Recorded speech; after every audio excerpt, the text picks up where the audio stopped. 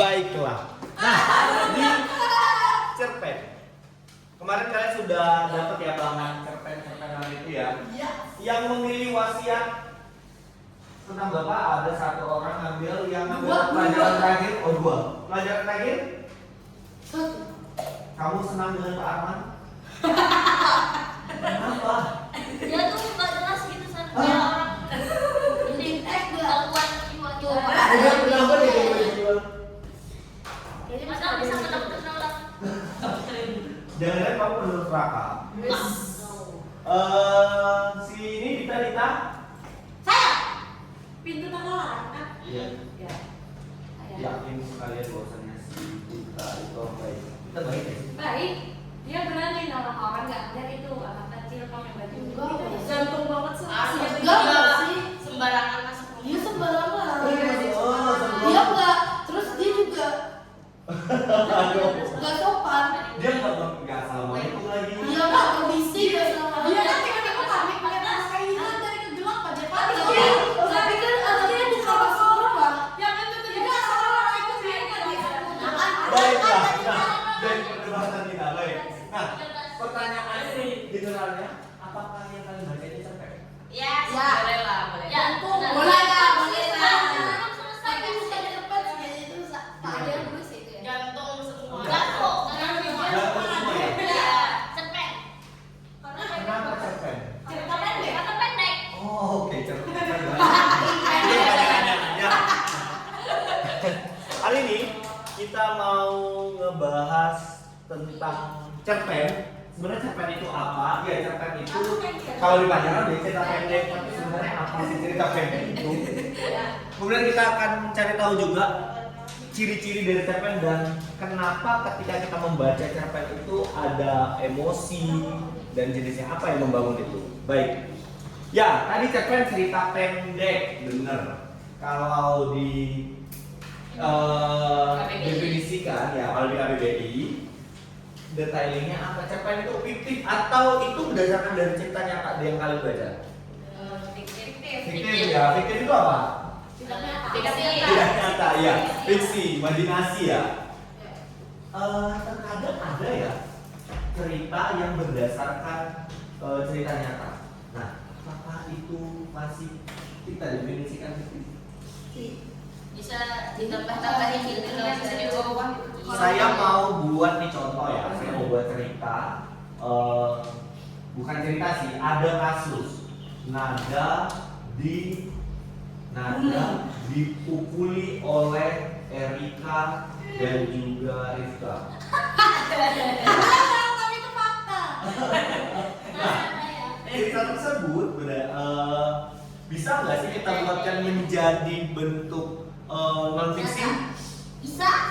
Dalam bentuk apa? Aksi. Aksi. Dalam bentuk apa kita buat itu jadi non fiksi? Berita, yes. Berita tentang nada sekarat karena dibuat oleh gitu ya. Tragis seorang siswi. Ya. Kalau kita buat dalam bentuk fiksi bisa nggak? Bisa. Bisa dengan cara apa? Dibuat tokohnya jadi fabel misalnya. Oh ya, Erika sama Rifka buaya. Olahraganya kancil. Bener. Iya dong. Iya. Oke, berarti keduanya bisa ya? Keduanya bisa. Berdasarkan cerita nyata dan juga Bukan bisa ya? ya. Nah, ini tadi di cerpen iya cerita pendek jenis karya sastra yang berbentuk fiksi. Kalau di KBBI adalah cerita berdasarkan satu kisah, dia tidak banyak kisahnya dan tidak lebih dari 10.000 kata. Singkatnya, cerpen itu sekali duduk udah bisa selesai bacanya. Kalau saya kasih kalian cerita-cerita dari Terelie itu sekali duduk bisa habis nggak? Enggak. Perlu banyak waktu dan perlu iya, dan tergantung kadang mood juga kali ya. Iya, Oke. Saya lanjutkan ya, kalian bisa mendefinisikan sendiri untuk ini. Nah, coba. Ayo, yang tadi jadi apa? Ini Kancil. Jadi musangking. Musangking. Musangking. Nada. Teks A, teks B mana yang cocok disebut cerpen?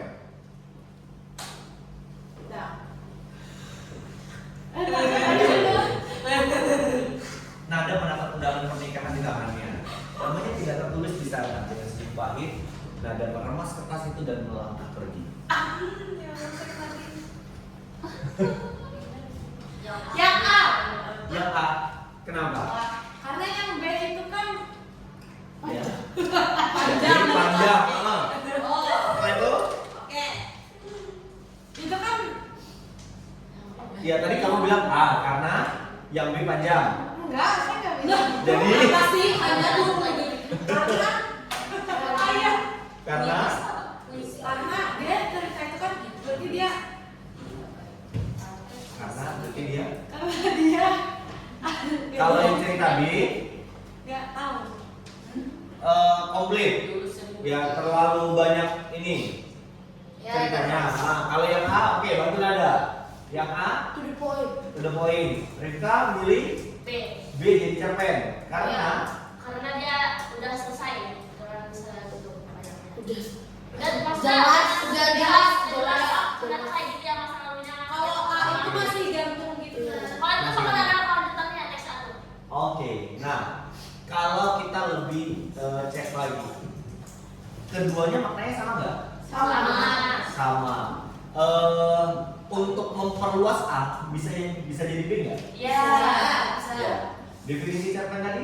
Cerita pendek. Iya. Itu. Ya, menunjukkan dalam satu kisah tertentu. Ini lebih ringkas. Nah, ini kayaknya teman-teman yang jawab B ini teman-teman yang hobi baca novel gitu. Enggak hobi. Oh, nggak hobi. Ya gini, saya paham bahwasanya kenapa Rifka memikirkan ini sebagai cerpen karena komplit ceritanya. Ini penggalan masih, gitu. Nah, simpulan dari si B sebenarnya ada di A. Mungkin satu dua di antara kalian ngerasa aduh si A ini tentang banget, tanggung banget sih. Iya. Prolog banget. Nah, ini malah ini keduanya prolog ini sebenarnya. Gitu. Kan prolog lebih panjang ini. Ini kategori di novel. Ini novel.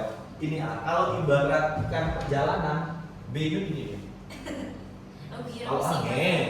Oh, kira fisika. Kira fisika tuh. Seperti itu. Ya. Jadi yang membuat apa yang membuat teks A ini lebih ringkas dibanding teks B? Karena nggak jelas. Ya, Dia oh, orang ini. yang jelaskan secara detail. Tidak. Oke, to the point. Tidak berlebihan kata-katanya ya. Ya. Tapi apa kelemahannya di A dan B? Sebab akibatnya Yang A itu Kurang komplit. terlalu singkat, tidak jelas. Yang ya, A juga kita bisa. sebagai pembaca terbawa nggak? Tidak. Bagaimana dengan B? Iya merasa. Iya. Kurang. Karena ada Pembayar. Penjelasannya. iya karena penjelasannya dan bahasa-bahasa yang digunakan lebih membuat atau lebih membangun suasana. Nah, melihat dari teks A dan teks B ini, kita bisa nggak sih menciri-cirikan cerpen itu apa? Bisa. Satu, cerpen Ringkas. Ringkas. ringkas. Oke. Yang kedua, Lurus. analoginya ya lebih dari 10.000 kata ya kan, kemudian tadi ringkas. Konfliknya gimana? Lurus. Satu aja. Satu, oke, tidak mengandung banyak konflik. Ya, ciri-ciri cerpen ada 6. Pengembangan karakter yang juga tidak terlalu detail.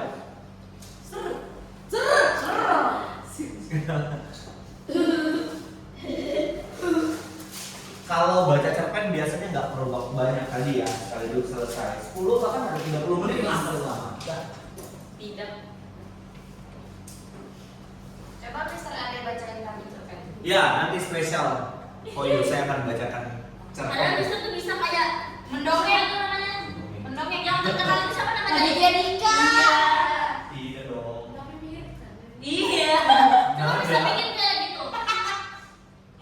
Saya sama Rika suka sama nonton cerpennya Raditya Dika itu, Sar. Habis juga saya nonton. Udah kasar kami, Sar. Oh ini. Guys. Ini saya tulis. Saya tahu lagi.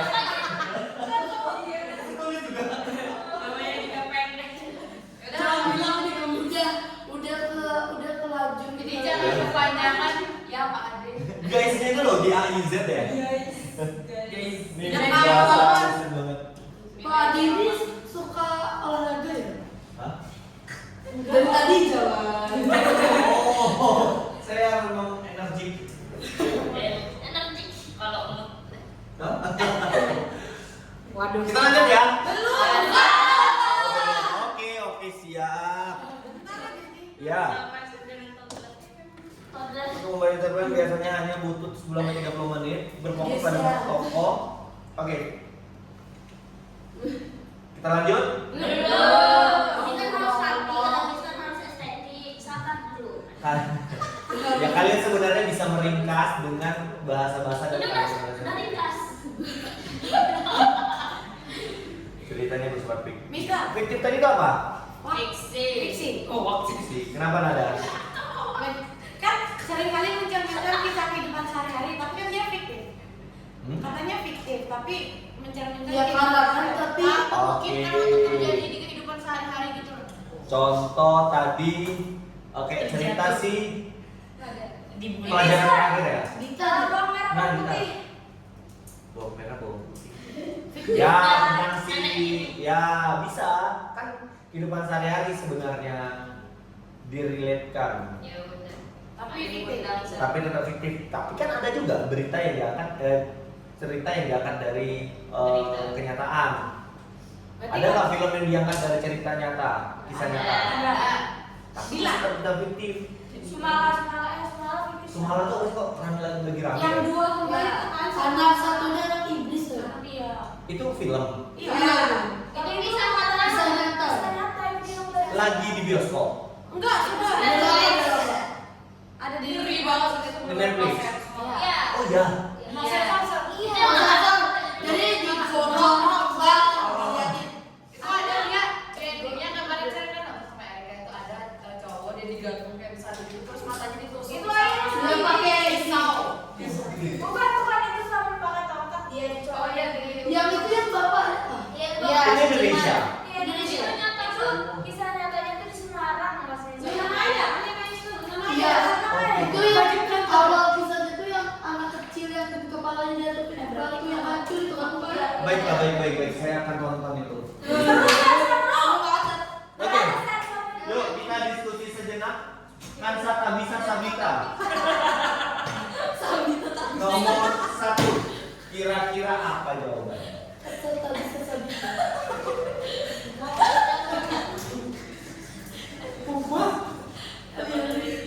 Teks ini lebih cocok di cerpen atau novel ya? Atau keduanya? Tidak, suara kecil dari Susah dia masuk sebuah surat dengan kita. apa ayat pulang. Ayo. Ada yang bisa bantu? Atau ada yang bisa menjawab? Novel ya. Novel. Novel. Kenapa kira-kira? Feeling. Oke. Perfect banget gitu. Sulit ya kalau hanya penggalan gitu aja. Jadi bisa novel, bisa cerpen tergantung keberlanjutan ceritanya. Iya. Oke, di nomor 2 bisa apakah ini bisa disebut cerpen? 20 halaman. Oke, Kalau misalnya kira-kira. dia, kalau misalnya dia spasinya banyak. Jadi juga dong. Kalau mereka ukurannya besar. Biasanya dia di 4 sampai 10 kalau cerpen halaman. Nah berarti Berarti bukan. bisa. Oke, kita bisa merujuknya pada di 20 halaman. ininya jumlah halamannya ya. Nomor 3. Ini boleh tak konten. Konflik. Iya benar apa nih? Karena konfliknya Ya, satunya. Oke, tokohnya juga utamanya pada si ibu ya. ya. Yang nomor 4. Mana yang lebih cocok kita buat cerpen nih? Yang A atau yang B? Mister Lindo. Aku. Asal. B. Yang A. Kenapa Rika? Yang B novel. Yang A kenapa? Karena dia cuma memutuskan apakah dikembalikan atau tidak. Oke. Sama seorang pria. Yang B seorang wanita. Oke. Dia sendiri yang nemuin. Siap. Oh, yang B itu kecelakaan pasti panjang. Oke. Terus bangun lagi. Terus dia kecelakaan tuh lagi ingatan. Oh, Namanya Mas Kim.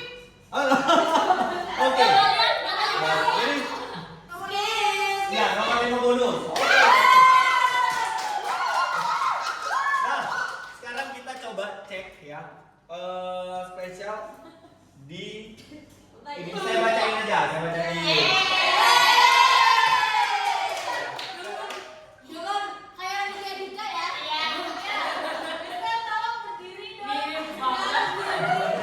Oke, sekarang tenang Iya, Hayati. Tenang. Berjudul Surat di Meja Makan. Hari ini seperti biasa. Aku bangun lebih awal untuk menyiapkan sarapan.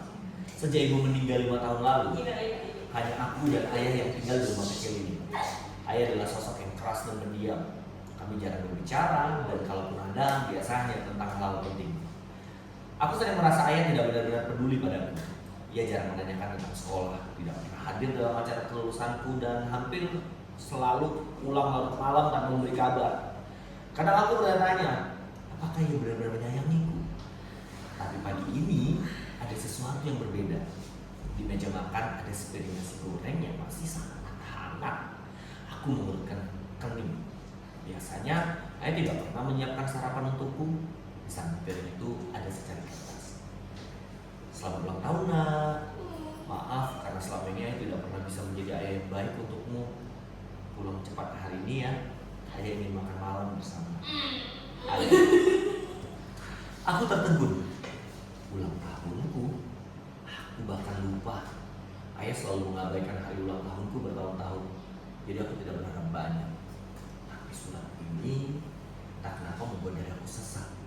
Hari ini aku pulang lebih cepat seperti yang ayah minta. Aku membayangkan betapa canggungnya makan malam nanti. Tapi dalam hatiku ada sedikit harapan. Mungkin ini awal yang baru. Namun begitu aku tiba di rumah, aku menemukan sesuatu yang membuat tubuhku membeku. Ayah duduk di kursinya di meja makan, menundukkan tangan masih menggenggam sebuah foto lama. Foto aku, ibu, dan dia saat aku masih kecil. Lilin-lilin kecil menyala di atas kue sederhana di depannya. Tapi ada yang salah. Ia terlalu diam. Meninggal. Wah. Tapi inalilah. Kenapa? Inalilah kan ya. Dia terlalu diam. Inalilah. Dia bernapas, dia ngomong itu bisa memicu meninggal. Siapa tahu sedih. Oke. Kita lanjut di part 2. Coba. Part 2 dengan tebak. Pokoknya dia meninggal. Inalilah. Ada gambar. Hah? Iya, hantu. Tebak-tebakannya apa? Apakah dia meninggal? Ya. Yang B, apakah Dia melakukan ritual. Kesedihan. Oke, saya akan lanjutkan. Atau emang lagi sedih aja. Tapi Ya, ada tiga kemungkinan ya. meninggal. Tiga kemungkinan ya. Atau Meninggal, ritual, emosi aja. Jantung, serangan jantung. Siap, saya akan lanjutkan. Kenapa nggak lanjut? Namun saat aku tiba di rumah, pemandangan rumah makan membuat tubuhku membeku tadi ya. Ritualnya. Ayah duduk di kursinya di meja makan menunduk seolah menunggu kedatanganku. Tapi ada yang aneh. Tangan ayah tadi ada yang aneh. Tangan ayah mencengkram meja, ibunya kaki, dan ada darah. Jantungku mencelos tubuh. Napasku tercekat. Aku berlari mendekat dan menyentuh bangkunya dengan tangan gemetar. Tubuhnya dingin. Ayah, suaraku pecah. Matanya terpejam, wajahnya tampak tenang, terlalu tenang. Tapi di dada kirinya ada dodot merah yang mulai mengering. Aku tersentak mundur. Ada sesuatu yang lain di meja, bukan hanya kue ulang tahun, tapi juga selembar kertas lain dengan coretan tergesa-gesa. Nah, jika kau menemukan surat ini, berarti aku tidak akan bisa menemanimu malam ini. Jangan percaya siapapun. Cari tahu sendiri siapa yang menginginkan nyawa. Maaf, ayah mencintaimu. Tuh kan meninggal. Sampai jawabannya. Tanganku bergetar saat aku membaca surat itu berulang kali. Jangan percaya siapapun. Jangan percaya bapaknya. Apa maksudnya? Belum sempat aku berpikir lebih jauh, suara ketukan terdengar dari pintu. Sorot. Saya kira sedih tapi thriller. Tapi bisa itu kayak cerita yang masih Aku menoleh. Hati kecilku mengatakan sesuatu yang buruk akan terjadi. Tok tok tok tok tok tok. itu semakin keras. Aku menelan ludah, berdiri perlahan dan berjalan menuju pintu. Saat aku membukanya, seseorang berdiri di sana dengan senyum tipis. Seseorang yang tidak asing, seseorang yang seharusnya tidak ada di sini. Selamat ulang tahun. Katanya, suara terdengar terlalu manis, juga terlalu licik. Aku mundur selangkah. Ayahnya. Tubuhku gemetar. Aku baru saja kehilangan ayah. Nah, Dan sekarang aku tahu siapa yang akan menjadi target berikutnya. ya iyalah. Tahu? Berarti dia juga dibunuh. Itu kesimpulannya. Kenapa salah siapa? Itu yang ngomong siapa yang sama? Oke. Aku serah. Siapa yang membunuh ayah? Ibu. Dia sendiri. Dia sendiri yang bunuh ya. Yang tok-tok itu yang membunuh ayah. Iya, siapa itu kira-kira? Ibu. Ibu. Ibunya kan udah meninggal. Ayahnya. Dia Sar, karena dia masih masuk ke Bapaknya. Bapaknya. Ayah kedua. Ada motif tentang warisan dan dendam lama. Iya. Saudara. Keluarganya. Om tantenya. Simpan. Kakaknya adiknya. Paman selalu merasa iri pada ayah yang lebih dihormati oleh keluarga. Pamannya. Bapaknya. Sejak ibu meninggal, ayah mendapat warisan rumah dan tanggungan keluarga, sementara Emang paman itu dari di awal? Itu ada tadi. Emang ada ya di Oh, awal. ada di awal. Dari Di awal. awal ada. Berarti ada tokoh tersembunyi di situ. Paman. Awalnya kalian mengira dia bakal sedih nggak? Sedih. Sedih. Sedih. Akhirnya, Jadi bakal gede banget. oke. Kira-kira apa yang membuat kita menggugah emosi bercampur aduk? Karena tadi sedih ya. Kata-katanya. Kata-katanya, pilihan kata-katanya. Selain itu, Alur cerita. alur cerita, Plot twistnya. plot twistnya, ya. Apalagi kira-kira? Apa ya? POV-nya. Latarnya, Penokohan. Tempatnya. Suasana. penokohannya, karakter dari masing-masing tokoh. Iya. Oke. Di dalam cerita itu, secara tidak langsung ada nggak pesan tersirat? Ada. Jangan Iya. percaya siapa. Jangan percaya siapapun. Nah, dari situ kita bisa menyimpulkan bahwasanya ada unsur yang membangun cerpen atau karya sastra tersebut. Unsur namanya adalah unsur intrinsik. Intrinsik. Ya, unsur intrinsik adalah unsur dalam karya sastra. Apa unsur intrinsik kalian? Unsur intrinsik adalah Karya sastra. unsur intrinsik adalah. Unsur yang ada di dalam karya sastra. Oke, jadi kalau saya tanya unsur intrinsik adalah apa? Unsur yang ada di dalam karya sastra. Oke. Ada intrinsik, ada ekstrinsik. Kalau intrinsik dalam, kalau ekstrinsik maka Luar. luar. Apa tadi? Intrinsik Ayo, sama. unsur intrinsik adalah unsur unsur dalam, ekstrinsik, unsur luar karya sastra. Ada dua ya. Itu adalah unsur-unsur yang membangun cerpen. Unsur intrinsik, unsur ekstrinsik. berarti unsur yang di luar karya sastra gitu. Itu X atau in? X. X, yes. Apa-apa saja unsur intrinsik karya sastra? Satu, tema, good, atau persoalan yang akan cerita. Tadi ada Erika bilang, selain tema, yang kita bisa membuat alur, tema alur. Kemudian, Judul. no, Latar Penokohan. penokohan, Di dalamnya. penokohan dan karakter. Kemudian, Konflik. itu masuk di alur nanti itu. Latar, Ini apa? Ini. masih di sini kita kan?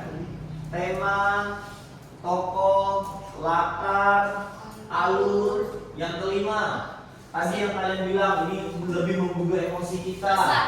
Gaya bahasa. Gaya bahasa dan pesan, gaya bahasa pesan. Satu lagi, kira-kira kalau tadi kata akunya diganti dengan POV. ya apa POV artinya? Sudut pandang. Sudut pandang. Jadi ada 8 unsur intrinsik dalam karya sastra. Tema, alur, tokoh, Gaya bahasa. latar, gaya bahasa, amanat, POV atau apa tadi sudut pandang dan ini 7 aja. 7 ya? Iya. Oke. Itu intrinsik yang wajib ada. Kalau ekstrinsik, biasanya kalau kita sudah mengagumi satu karya, kita sering kepo nggak sih dengan siapa penulisnya? Iya. Ya, relate nggak sih sama apa yang dibuatnya? Iya. Oke. Nah, itu adalah unsur luar. Ekstrinsik, latar belakang si penulis. Dan juga di dalam sebuah cerita kadang kita cek juga nilai-nilai kehidupannya atau nilai-nilai yang membangun karya sastra tersebut. Ada nilai sosialnya, nilai kehidupan-kehidupan lainnya, bahkan nilai ya yang nilai yang mendukung. Berarti unsur ekstrinsiknya adalah nilai-nilai yang mendukung cerita.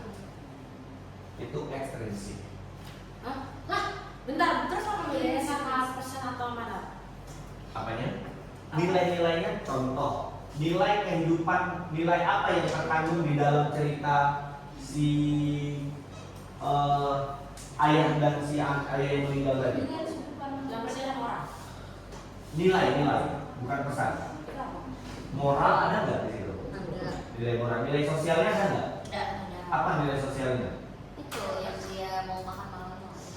Oh, itu moral atau sosial? Sosial. Moral. Moral, kalau sosial kan melibatkan orang lain, masyarakat setempat, menjadi kan nilai sosialnya tidak ada. Kemudian nilai apa lagi yang terkandung? Paling dominan nilai apa aja di situ? Nilai moral aja kali ya. Oke. Kalau kalian melihat film Laskar Pelangi deh, nilai yang terkandung apa? Sosial. Sosial, apa lagi? Moral, apa lagi? Pendidikan. Pendidikan paling utama, nilai pendidikan. Seperti itu tuh ekstensi. Ya. Nah guys, kira-kira apa sih sulitnya dalam menganalisis cerpen menurut kalian? Iya, sulitnya kita mengidentifikasi cerpen gimana nih? Kalau misalnya cuma sepotong-sepotong. Kalau cuma sepotong-sepotong sulit ya kita menganalisis itu cerpen atau novel. Oke. Apa asiknya belajar cerpen? Lebih singkat kalau misalnya buat cerita. Kalau suruh buat lebih singkat, apa lagi? Nggak perlu mendalam, langsung aja. Oke. Jadi nggak perlu banyak batas. Ya, ceritanya plot twist. Tadi kalian kayaknya seru banget ketika mendengar beberapa part kisah-kisah. Jadi, apakah saya bisa menyimpulkan ketika belajar cerpen itu asiknya ketika mendengar cerita dan membaca karena Karena lebih enak daripada bikin sendiri. oke, ya sulitnya ketika membuat ya. Iya. Kalau yang mendengarkan. Oke, ada yang mau ditanyakan? Tidak. 0 sampai 10 untuk hari ini. 10 boleh lah. Ada yang improve 5, yang dapat ngasih nilai 5. 10. Jangan nanti 10 soalnya. Semua. Hah? 10.